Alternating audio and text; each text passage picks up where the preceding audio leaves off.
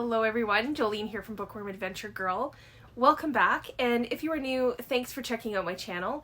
Please hit subscribe and stick around. I missed doing a tag on Tuesday, so I'm going to do one today instead, since I still have several on my list. So today I am doing the Wishful Thinking book tag. This was created by Mason in the Dark, and I was tagged by Amber at Cupreous Callings. And I haven't seen a video from her recently, but she is newer to BookTube and has a great channel going, so I really hope that she'll continue and that she'll be back, and maybe hopefully she's just taking a break. I was also tagged by my friend AJ from AJ Dunn Reads and Writes. AJ is getting very close to 600 subscribers, so if you don't already subscribe to AJ's channel, go over there, help them out. I will leave links to all of these channels and their videos, the tag videos, in the description box below.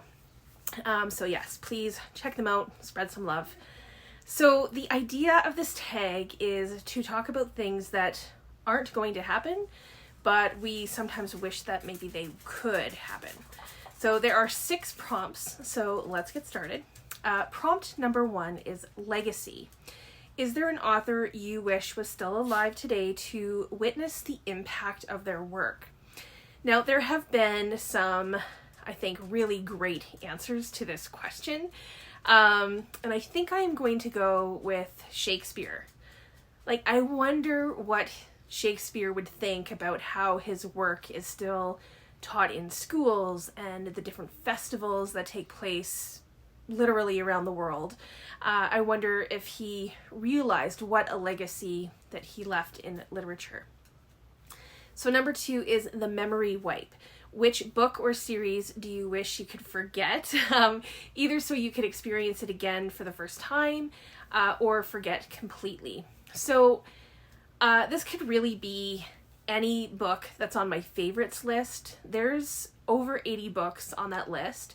So I'm going to pick one of those. So a book that I wish I could experience for the first time again would be The Art of Racing in the Rain by Garth Stein.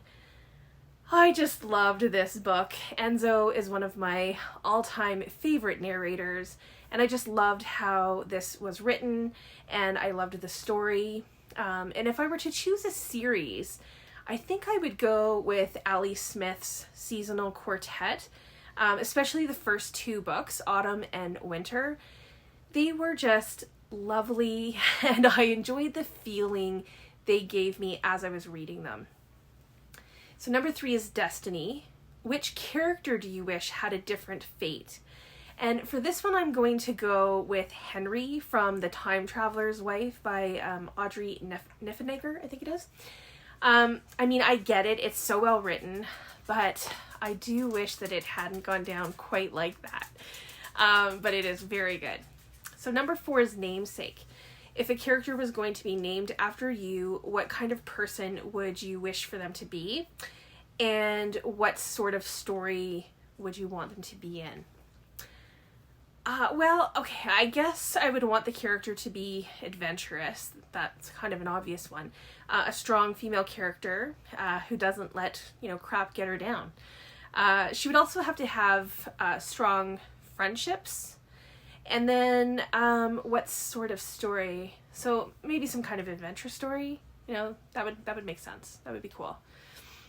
Number 5 is Collectibles. Which fictional object do you wish you could own?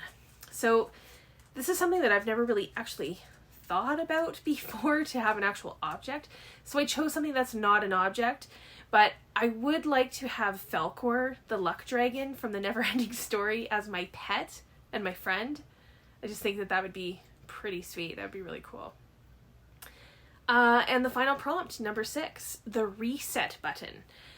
Which book or series do you wish were written by a different author? So this is another, thing that I've never really thought about, and I probably then, after reading this, thought about it a little too much. But I was thinking not so much about a different author writing the books, but about how they could maybe reimagine them. So I was thinking of Margaret Atwood. she has a real talent for retelling a story or reimagining a story from like a completely different point of view, and then giving an entirely new perspective and spin on a well-loved story. So I was trying to think of books that are, you know, so well known that would be interesting to see how she might do that. And she has done this in the past with Shakespeare, and she has done it with the Odyssey. So I had two books pop into my mind. One is Pride and Prejudice, which has become an all-time favorite of mine. It has a lot of wit and humor in it, which Atwood tends to have as well. And I wonder how she would reinterpret this story and the characters. And then the second is my all-time favorite Canadian classic, Anne of Green Gables. Atwood has written a couple of times about the importance of Marilla in the story and how her relationship with Anne Shirley, and just how she thinks that although it's a children's story, it is Marilla's character that really appeals to adults. So I would like to see how Margaret Atwood would kind of reimagine these two books, which are, you know, two of my all-time favorites and completely different. So that is all of the prompts for this tag. And I am going to tag a few people to do this. I will start with Kazan from Always Doing. I just think that she might have some really interesting answers to these. And then I'm also going to tag some newer booktubers that I don't think have done this tag yet.